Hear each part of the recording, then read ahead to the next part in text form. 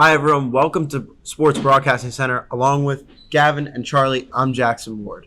Mike Trout has played in just one playoff series in his remarkable 10-year MLB career, and that was just 8 years ago.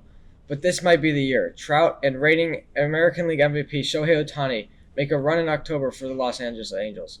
Trout, a three-time MVP, is putting up historic numbers, and Ohtani continues to impress at the plate and on the mound.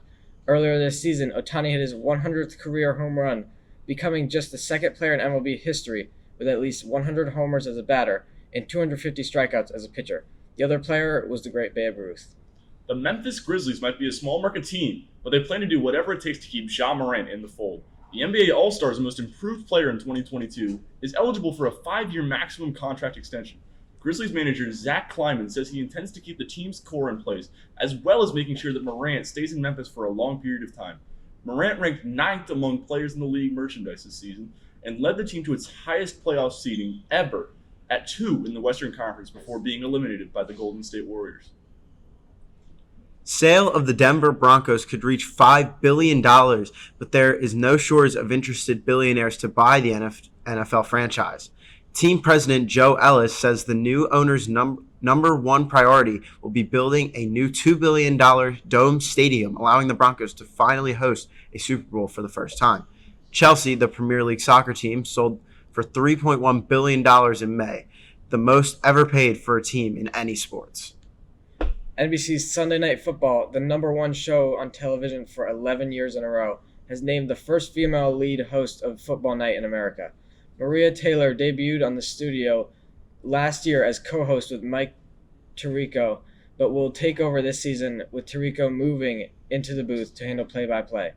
Taylor joined NBC Sports last year after failing to work out a contract with ESPN. The NFL kicks off the 2022 season on NBC September 8th when the defending Super Bowl champion Los Angeles Rams host the Buffalo Bills. We are just months away from the World Cup in Qatar. The United States men's national team will be back on the global stage after missing out in the 2018 World Cup in Russia. The U.S. faces England in its opening match. The two nations have formed quite a rivalry over the years.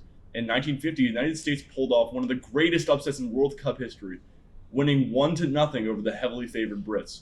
Only 4 Americans returned from the disappointing 2018 team, including Chelsea star forward Christian Pulisic.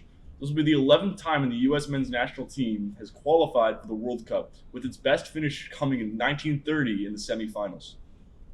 The college football season is fast approaching, but the Southern Eastern Conference is looking ahead to 2025 when Oklahoma and Texas join the SEC, making it a new 16-team super conference. The SEC has a goal of every school in football visiting each of the other 15 schools at least once every 4 years. Meanwhile, the Big Ten plans to reshape its future scheduling, alignment, and championship arrangement beginning in 2023. The Big Ten is discussing elimination of divisions and staging a football title game between 2 of the top teams in the 14-team conference. That's it for a busy day in sports for my co-anchors Jackson and Charlie. I'm Gavin. Thanks for watching Sports Broadcasting Center.